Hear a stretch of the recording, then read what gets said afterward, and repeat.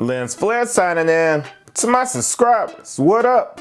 And if you're new around these parts, just stopping by to see how I do things around here, what up, what up? So I had a chance to check out an interview. Kevin Garnett and Paul Pierce interviewed Shilo of the Colorado Buffs. But before we get into that, let me give a shout out to the HBCU in my city, Winston-Salem State University. It's their homecoming, and I know they turning up in the city, so go ahead and salute. But we about to get back into it. So when they was interviewing Shilo, they asked him a question: how has the transition been coming from an HBCU, coming to a PWI, coming to Colorado? So Shilo was like, at Jackson State, it's a whole lot of fun, and you know, the clubs is popping. It's a lot of things to get into, but being out in Colorado, you gotta lock in a lot more because it ain't as many things to do.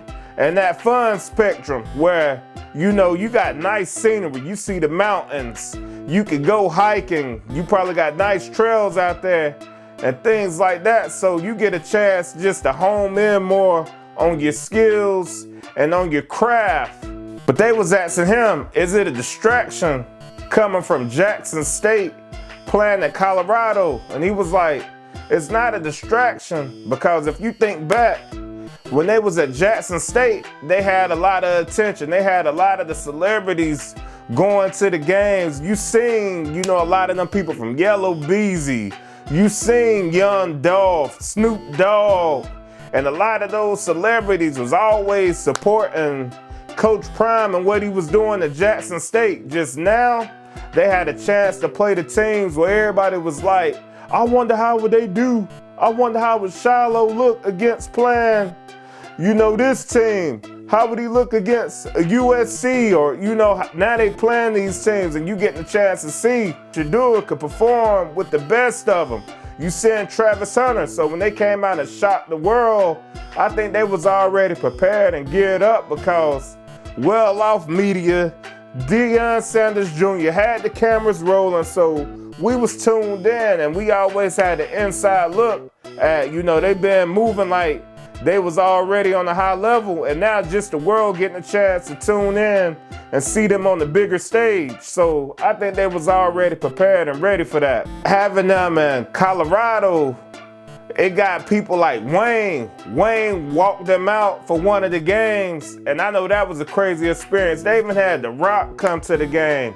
LeBron James came to a game at Colorado, so it's more celebrities that's even getting more in tune. It's a lot of coaches taking shots at them. You remember a few weeks ago when they played Oregon, they coach was talking about they fighting for clicks, but the game played on the field, not Hollywood. Shilo was talking about him and Shador could play Paul Pierce and KG on the basketball court.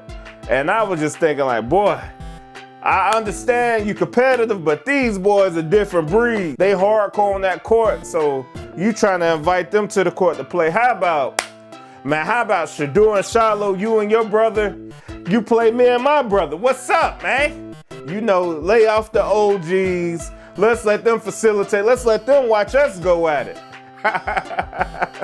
They started talking about when Shilo got his first touchdown. He just locked in and so in tune with HBCU. So as you all know, he always took a liking to the Jackson State band, and they always called him like the sixth member, or J6 or something like that.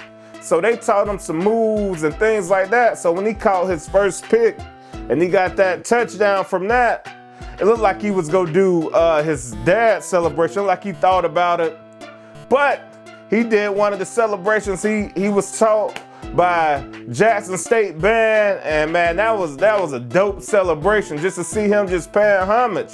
For y'all don't know, he is a Jackson State graduate, so he still show love. How do you separate dad from being coach? He was like, you can't separate that, because dad always been coach, and growing up they played multiple sports from what? Basketball, football, track.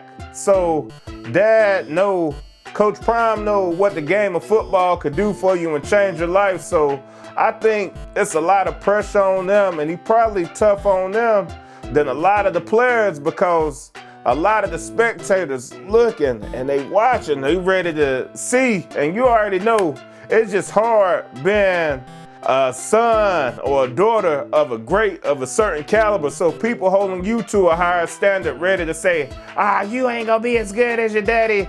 Your dad forcing you to play. But you can see, man, these guys always grew up around sports and being very competitive.